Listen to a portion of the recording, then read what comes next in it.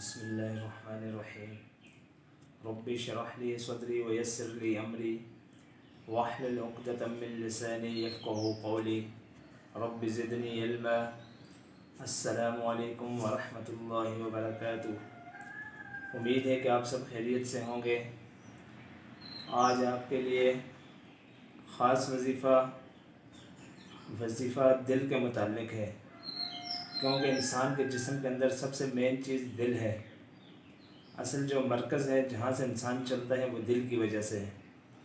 حدیث شریف میں آتا ہے کہ انسان کے جسم میں ایک گوشت کا لوتھڑا ہے، اگر وہ ٹھیک ہو جائے تو پورا انسان ٹھیک ہو جاتا ہے، پورا جسم ٹھیک ہو جاتا ہے۔ اگر وہ ٹھیک نہیں ہے تو پورا جسم ٹھیک نہیں ہے۔ تو لہٰذا ہمیں چاہیے کہ ہم اپنے دل کے اوپر زیادہ توجہ دیں۔ دل کیسے ٹھیک ہوگا، دل کیسے زندہ رہے گا؟ ایک تو جسمانی طور پہ زندہ ہوتا ہے، ایک روحانی طور پہ زندہ ہوتا ہے۔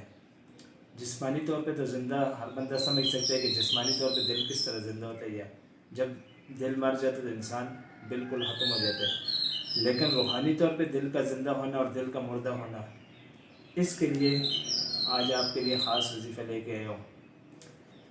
دل کا مردہ ہونا، جو بندہ ذکر نہیں کرتا، ایک دوسری حدیث شریف میں آتا ہے کہ ذکر کرنے والے کی مثال اور ذکر نہ کرنے والے کی مثال زندہ جیسی ہے، اور ذکر نہ کرنے والے کی مثال مردہ جیسی ہے۔ لہٰذا ہمیں چاہیے کہ اللہ تعالیٰ کا ذکر زیادہ سے زیادہ کریں۔ اٹھتے بیٹھتے چلتے پھرتے جہاں بھی کہیں بندہ جائے تو اللہ تعالیٰ کا ذکر کرتا رہے۔ اللہ تعالیٰ قرآن مجید میں کہتے ہیں الا بذکر اللہ تطمئن القلوب، سورۃ الرعد آیت نمبر 28۔ کیا؟ الا بذکر اللہ، بے شک دلوں کا مطمئن ہونا، یا دلوں کا جو سکون ہے وہ اللہ کے ذکر میں ہے۔ تو ہمیں چاہیے کہ اللہ تعالیٰ کا ذکر زیادہ سے زیادہ کریں۔ نمبر 2، قرآن مجید کی تلاوت۔ قرآن مجید کی تلاوت بھی زیادہ کرنی چاہیے تاکہ ہمارا دل زندہ رہے۔ اللہ تعالیٰ فرماتے ہیں افلا یتدبرون القرآن ام علی قلوب اقفالها، کیا یہ لوگ قرآن مجید میں غور و فکر نہیں کرتے، یا ان کے دلوں پر تالے ہیں یا زنگ ہیں؟ لہٰذا ہمیں چاہیے کہ ہم اپنے دل پر تالا نہ لگائیں، بلکہ قرآن مجید کے اندر غور و فکر کریں کہ اللہ تعالیٰ کیا کہہ رہے ہیں، کیا فرما رہے ہیں۔ ترجمے کے ساتھ قرآن مجید کو پڑھنے کی کوشش کریں۔ نمبر 3، دل کیسے زندہ ہوگا؟ نیک لوگوں کے ساتھ صحبت میں، نیک لوگوں کی محفل میں بیٹھیں گے۔ لیکن محفل میں بھی آج کل اکثر دیکھا گیا، نام تو ہوتا ہے اسلامی محفل، لیکن اس میں کام اکثر جو ہوتے ہیں غیر شرعی ہوتے ہیں۔ مثال کے طور پہ کوئی بھی ایسا موقع ہوا جس میں کوئی نعت ہوئی، یا کوئی نظم پڑھ رہے، یا کوئی بھی اشعار پڑھ رہے ہیں، ساتھ اس کے میوزک لگی ہوئی ہے، یا اور کوئی عورتوں کے اگر لباس ایسے پہنے ہوئے ہیں یا سروں پہ دوپٹے نہیں ہیں، تو ایسی محفل سے بھی پرہیز کیا جائے۔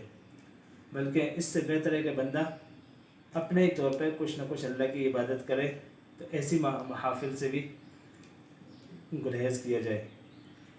نمبر 4، گناہوں سے بچا جائے، اجتناب کیا جائے۔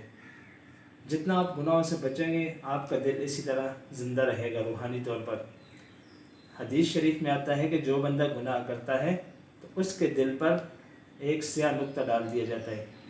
اگر وہ بندہ اس گناہ سے توبہ کر لے تو وہ نقطہ ختم ہو جاتا ہے، اگر گناہ سے توبہ نہیں کرتا وہ نقطہ پھیلتا جاتا ہے۔ اس طرح دل پورے کا پورا کالا ہو جاتا ہے۔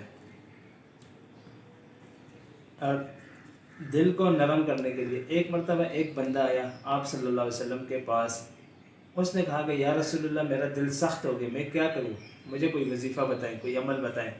تو آپ صلی اللہ علیہ وسلم نے فرمایا اگر تو اپنے دل کو نرم کرنا چاہتا ہے تو یتیم کے سر پر ہاتھ پھیرا کر، یتیم کی پرورش کر، یتیم کے ساتھ نرمی کے ساتھ پیش آ، اس کے ساتھ تعاون کر، اور اسے کھانا کھلائے۔ یہ تو حدیث نے کہا، حدیث میں صرف یہ بات ہے اگر تو اپنے دل کو نرم کرنا چاہتا ہے تو یتیم کے سر پر ہاتھ پھیر اور اسے کھانا کھلایا کر۔ تو اس حدیث سے ہمیں یہ پتہ چلتا ہے کہ دل سخت ہو جائے تو یتیموں کے ساتھ، بیواؤں کے ساتھ، یا اس طرح اور کوئی مفلس ہے یا غریب لوگ ہیں ان کے ساتھ تعاون کیا جائے، ان کے ساتھ ہر طرح دل کھول کر تعاون کیا جائے۔ اور نمبر 7، نماز اور عبادات میں خشوع۔ نماز بھی اس طرح پڑھیں کہ خشوع و خضوع کے ساتھ۔ دل کو حاضر کر کے ادھر ادھر دیکھنا یا توجہ کے ساتھ نماز پڑھی جائے۔ اور دل کو نرم کرنے کے لیے یا دل صاف کرنے کے لیے، روحانی دل کو زندہ کرنے کے لیے، تو آج آپ کے لیے خاص وظیفہ یہ ہے کہ ایسا وظیفہ، ایسی دعا جو آپ صلی اللہ علیہ وسلم خود پڑھتے تھے، وہ دعا کیا ہے؟ یا مقلب القلوب ثبت قلبی علی دینک، یا مقلب القلوب ثبت قلبی علی دینک۔ ترجمہ: اے دلوں کے پھیرنے والے، میرے دل کو اپنے دین پر قائم رکھ۔ اس کے ترجمے کے اوپر بھی غور کریں گے تب آپ کو اس وظیفے کا فائدہ ہوگا۔ تو ایسا وظیفہ ہے، اس میں حدیث سے جو ثابت ہے، تو امید ہے کہ آپ اس وظیفے پر عمل کریں گے تو آگے بھی دوسروں تک یہ بات پہنچائیں۔